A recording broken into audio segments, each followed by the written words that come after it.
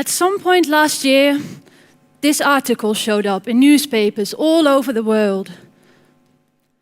The police had taken down this massive child pornography network.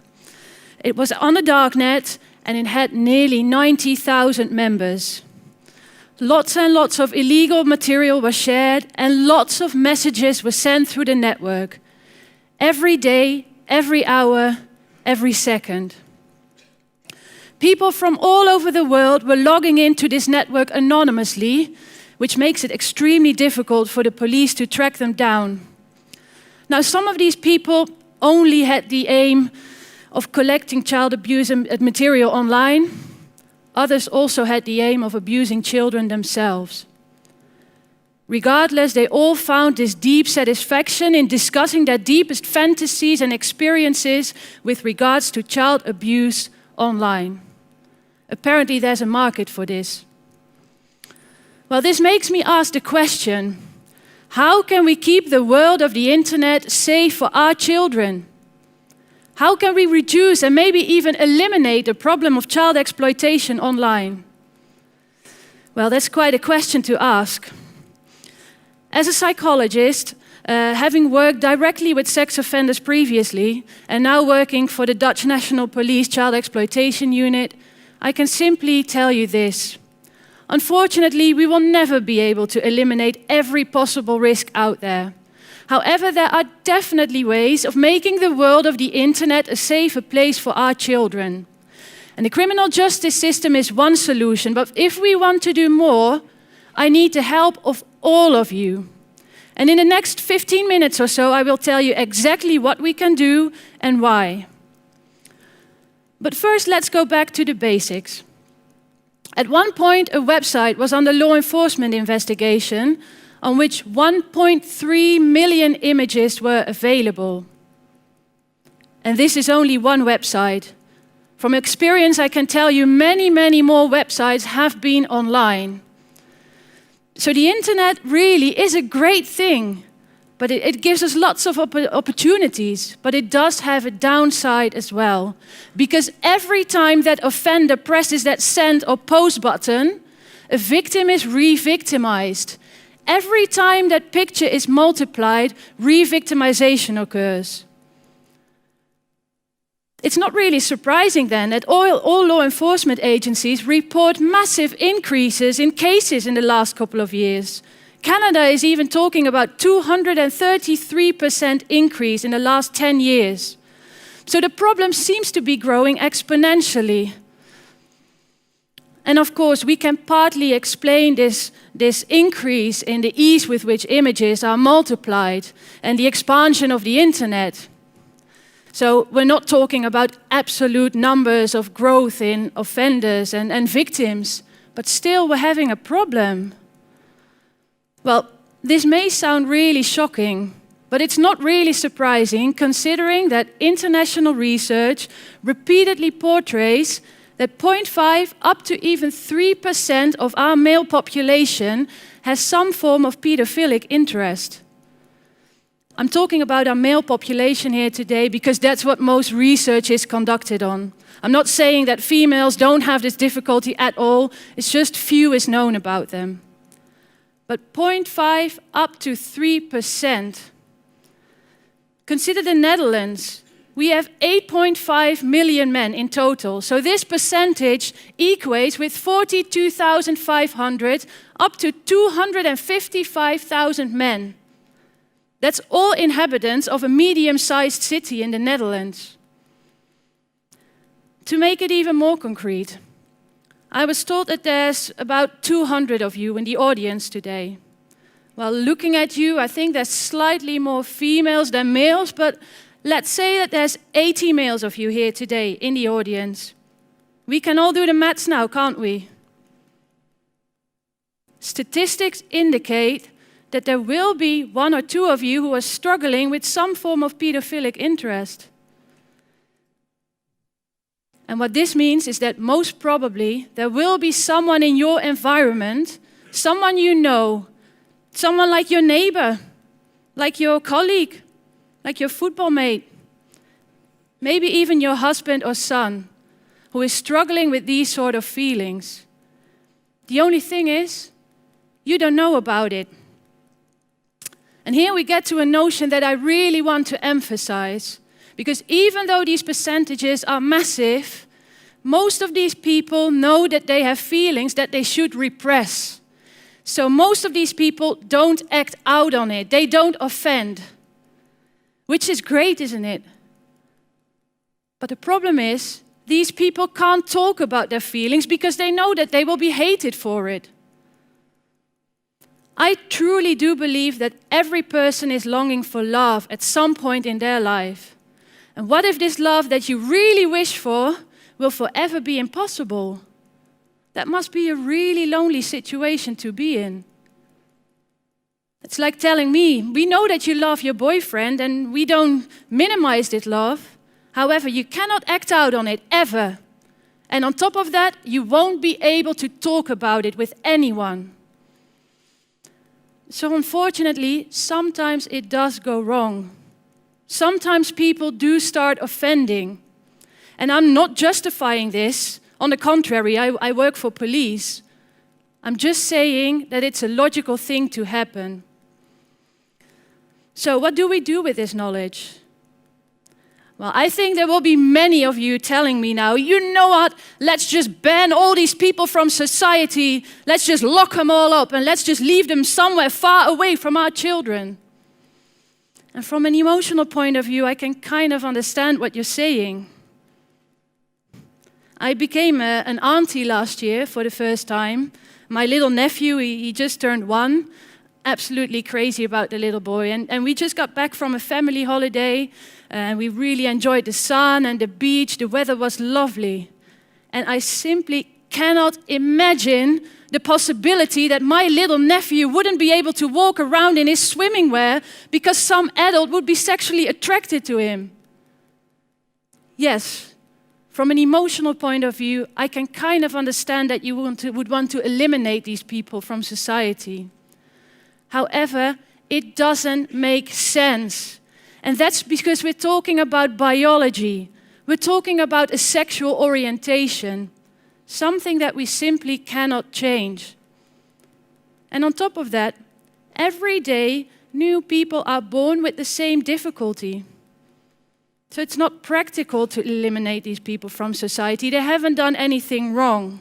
So rather than letting our emotions rule, please let's be mature about this problem. Let's think about clever solutions. Because more importantly, this pretended solution doesn't take into account the variation between offenders and offenses. What we think about when we hear about sex offenders is what we see portrayed in the media. And the media usually reports about the most extreme cases, the real violent offenders, those people that are portrayed as monsters and less than human. You may have heard about the case of Josef Fritzl in Austria. He locked up his daughter in a cellar and abused her for years. Maybe you've heard about Robert M. in the Netherlands. He abused 83 children within the ages of 0 and 4 in a daycare facility where he was working. I think most countries know a notorious case like that, and these are the type of cases that all our popular TV series are based on. And I can kind of understand that you would want to eliminate these type of people from society. But the problem is, this distorts our view of the factual situation. Because in fact, sex offenders aren't all those violent, gruesome men waiting in the bushes for children they can attack. On the contrary, research portrays that the great majority of children that are abused, I'm talking 70, 80, maybe even 90%, they're abused by someone they know, someone close to them, someone from their neighborhood, their family, or their sports club. And now I hear you think, yeah, but you know what? Whoever the offender and whatever seriousness the crime, they should still all be punished for it. Yes. But what if this time the offender is your neighbor, your colleague, your football mate? What if this time the offender is your husband or son? What if this time the police shows up at your doorstep? I hear you think now, well, yeah, but I know my family, I know my friends, and it wouldn't happen. Not in my backyard, not in my family. And this is because we tend to think in stigmas. We tend to think that people who would do this, they're either really pathetic, lonely men spending 24/7 on the internet waiting for children they can groom. Or they must be really psychopathic men, really violent, with no conscience whatsoever. I can tell you from experience, this stigma is simply not correct. In my career, I've seen sex offenders with a lot of life potential. Social, charismatic men. Men with no psychological disorders whatsoever. Men with jobs, with wives. Men you wouldn't ever believe to get in trouble with the police at all. Men like your football mate, like your neighbor. Men like your colleague or your husband or your son. Where I'm heading at is, we shouldn't think about this problem only from a criminal justice perspective. Yes, definitely, law enforcement is a great solution. Repression is a great solution, but it isn't always the right one. Of course, when someone has committed a lot of offenses and doesn't ever intend to stop, we should punish them. But the criminal justice system has always meant to have been a last resort, and we should keep it that way. Think about this 18-year-old who took a nude picture of his 15-year-old girlfriend and then shares it with a friend who sends it to the whole school. Yes, definitely, we should have a proper conversation with them. But should they really learn the hard way? Should they have a criminal record for the rest of their lives? What about this 20-year-old? Silently been struggling for a couple of years now with pedophilic feelings, and who is now thinking about approaching children online. Don't you think that someone like that would be better off if we were willing to speak to him? If we were willing to help? If we would want to listen and help him towards treatment? Consider this example. A couple of years ago, I was speaking at a conference after which I got approached by a lady, and she had a 5-year-old daughter who just received love letter and flowers from a guy who was living in their area. Well, what this lady already did was she went over to the guy's house. He was in his mid or late 30s. She spoke to him, and it turned out that indeed he was really in love with the little girl, and he couldn't hide it no longer. She spoke to him, she had a really good conversation, and she convinced him to find psychological help. And what she asked me was, shouldn't I be concerned now? I'm really worried now to let my child play on the street. Well, I can completely understand, definitely. But what I told her was, at least now you know where the dangers are. And now you can manage this risk. Maybe you've prevented this guy from starting to commit crimes at the first place. 0.5 up to 3%. There's many, many, many more people struggling with these feelings. We just don't know where they are. I can assure you that law enforcement is working really, really hard every day to get a grip on this problem. There's a great focus on prioritization and working on the most dangerous offenders, the most extreme cases. And to get back to the newspaper article that I showed you in the beginning, I started with a bit of a negative vibe because I wanted to make you aware of the problem that we're facing. But at the same time, behind the scenes, law enforcement is working really hard. They're professionalizing and working together internationally to really get a grip on the tip of the iceberg of people active on these networks. And I must say, I'm really proud. However, we can do so much more. And in order to do so, I need your help, of every single one of you out there. Because law enforcement only is not going to arrest their way out of this problem. And that's because we're talking about a public and a mental health issue, which is a shared responsibility for all of us. So please, let's be open about the problem.